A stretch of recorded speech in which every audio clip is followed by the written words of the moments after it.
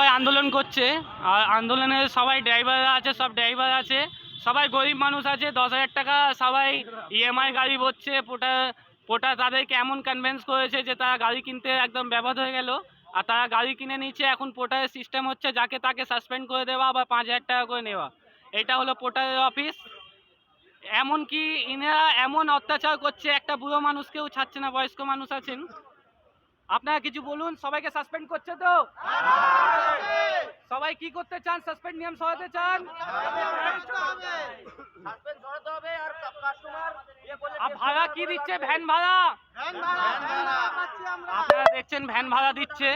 আর এখানে সবাই নিজে নিজে 8 লাখ টাকা 10 লাখ টাকা থেকে গাড়ি কিনেছে, কিন্তু এনারা ভাড়া দিচ্ছে ভ্যান ভাড়া 400 টাকা 350 টাকা, যেটা এক সময় সাইকেলে ভাড়া মারা হতো, ভ্যানে ভাড়া মারা হতো।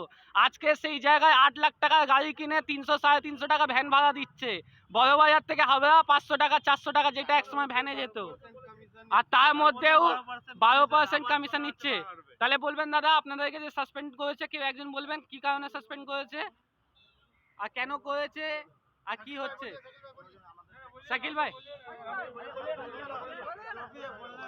হ্যাঁ শাকিল ভাই বলি।